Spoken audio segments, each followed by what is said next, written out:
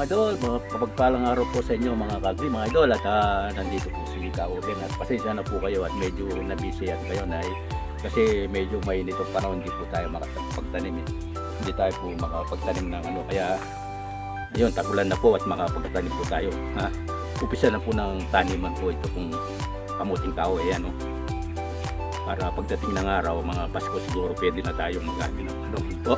Kaya panoorin niyo po si Kaoben at session na rin po kayo talaga idol at pabalik na po sa YouTube si Idol Obed, si Kaoben po.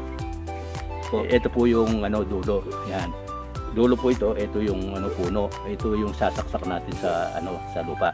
Sa mga wala pa pong alam na katulad kong nagtatanim dito sa mga backyard po. Kaya po nagtatanim na po si Kaoben, si Idol po, si Oben Agri-Home. Ayan po, idol, at ayan po, ganito po yung posisyon.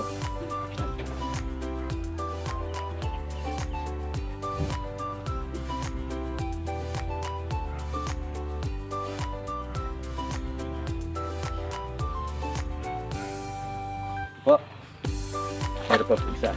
So, ito na naman po yung yung nasa lupa. Ito po yung nasa taas.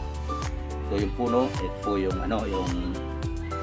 yung sa taas yung mga naglalabasan dito yung mga nila, yung mga tubo nila katulad nito.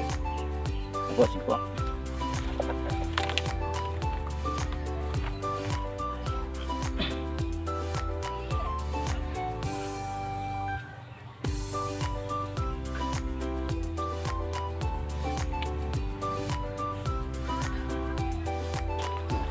Abangan nyo rin po yung ibang tatanim po tayo ng mga talong. Yan po, mga sitaw at meron po tayong mga bini na naka-prepare na po. Yan, abangan nyo po si Idol Oben Agri-Home na po. At nakapaglinis na rin po tayo. Ayan.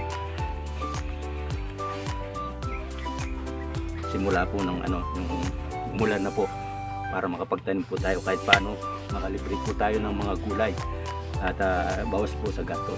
Kasi po, maraming salamat po sa patuloy niyong pagsuporta at ulit ko po, pasensya na po kayo at medyo tumigil po si Kaoben sa pag-YouTube po kasi medyo busy pa at meron po siyang karamdaman. Kaya ayan po, nagsisimula na naman po kasi medyo nagpa-check up po tayo kapon at medyo nabawasan na po yung ating mga gamot at tayo po ay nag-aal na po, gumagaling na po kaya maraming salamat po sa inyo. Hanggang sa muli po, ang inyong lingkod, Kaoben Agri-Home. Paalam and God bless all. See you next video. Thank you. Bye bye.